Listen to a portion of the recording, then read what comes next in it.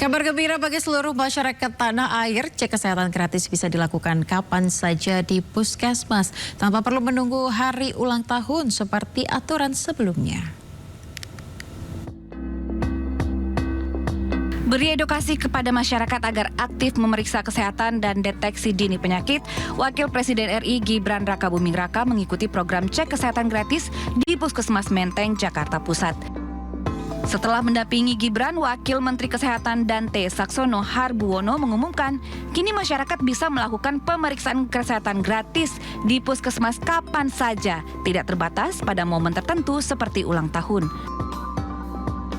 Hingga kini program cek kesehatan gratis sudah mencatat 51 juta orang terdaftar dan 47 juta orang telah diperiksa. Sehingga mendekati target 50 juta pemeriksaan pada tahun 2025 ini. Rencananya pemerintah akan memperluas pelaksanaan ke sekolah, kantor, komunitas, dan juga tempat ibadah agar akses pelayanan semakin merata. Sementara itu, Dante menargetkan dalam 5 tahun ke depan seluruh penduduk Indonesia bisa mendapatkan layanan cek kesehatan gratis. Tim Liputan iNews melaporkan. Pemirsa, kita ke informasi lainnya, naik angkutan umum di Jakarta makin anti ribet karena sekarang bisa 1 kali tap pakai kode kris. Warganet ramai-ramai membagikan pengalaman mereka di media sosial.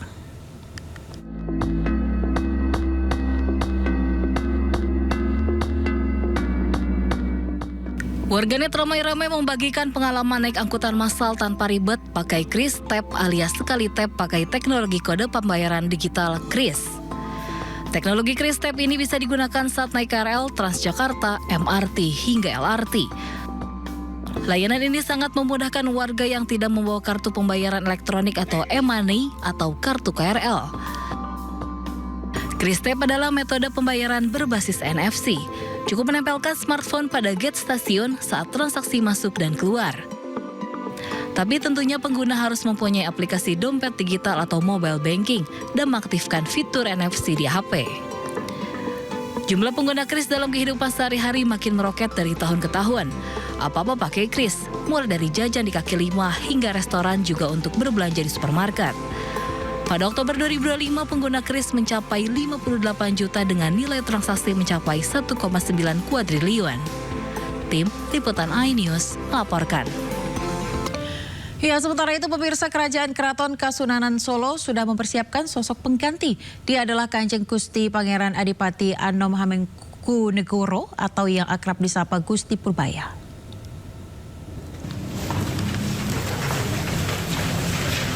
Kanjeng Gusti Pangeran Adipati Anom Hamengkunegoro yang akrab disapa Gusti Purbaya dinobatkan sebagai putra mahkota.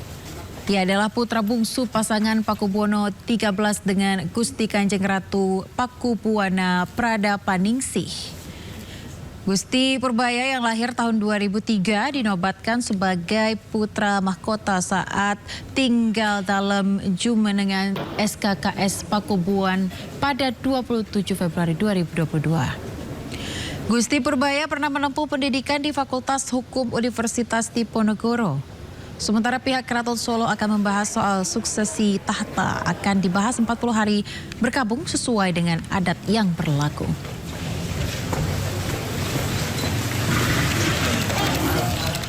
Pemirsa, Satgas Penertiban Kawasan Hutan melakukan penindakan di area tambang milik PT Bumi Morowali Utama di Morowali, Sulawesi Tengah. Satgas memasang pelang penguasaan negara setelah menemukan bukaan tambang tanpa izin.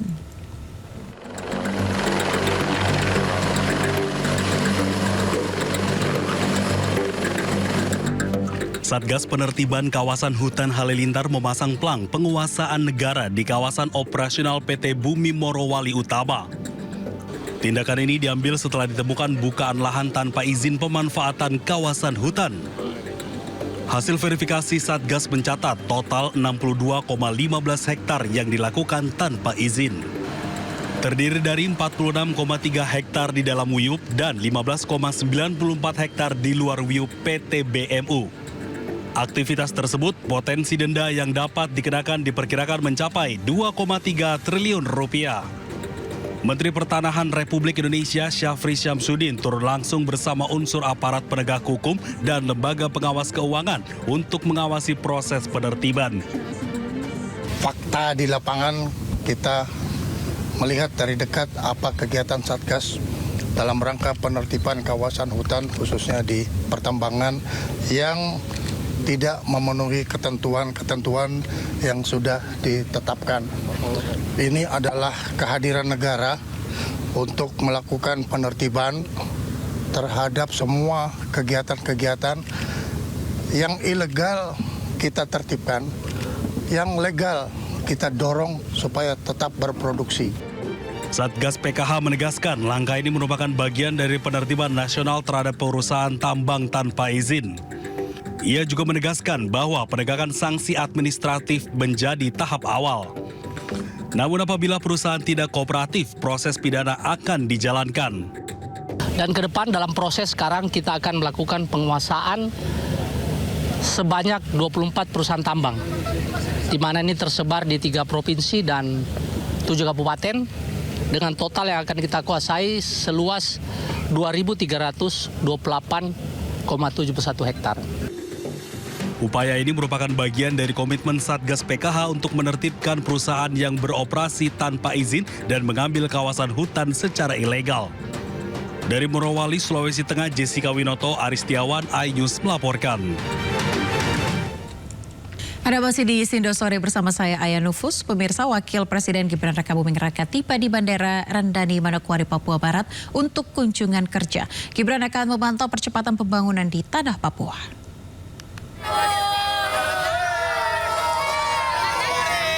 Wapres Gibran tiba di Manokwari pada Selasa siang kemarin.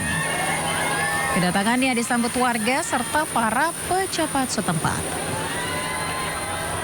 Wapres Gibran akan membahas percepatan pembangunan di Papua Barat termasuk bidang Trans Papua, produktivitas dan pembangunan orang asli Papua.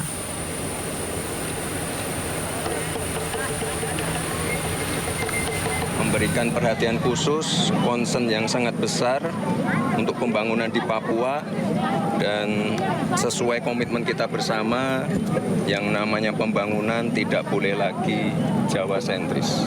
Pemirsa, ada 3 pernyataan Presiden yang menarik untuk disampaikan ke pemirsa, yakni soal komitmen anggaran penambahan rangkaian KRL, penegasan perlunya swasembada pangan dan prioritas pemerintah, serta jaminan proyek kereta cepat Wush dan penolakan politisasi. Kita mulai dari soal penambahan rangkaian KRL, pemirsa. Ini pernyataan Presiden Prabowo kemarin. Ajukan totalnya 4,8 triliun. Benar. Saya setujui. Bahkan saya alokasi. Bahkan beliau ajukan 4,8 T. Saya setujui. Tidak 4,8, 5 T saya setujui. Kalau untuk rakyat banyak, saya tidak ragu-ragu. Uangnya kita hemat, tapi kepentingan rakyat di atas segala kepentingan. Jadi saudara-saudara, dan saya minta harus dilaksanakan dalam waktu yang sesingkat-singkatnya, secepatnya. Bisa berapa bulan, Direktur KAI? 6 bulan. Berapa? 6 bulan. Ini didengar loh. 6 bulan. Sudahlah, aku kasih 1 tahun, ya kan?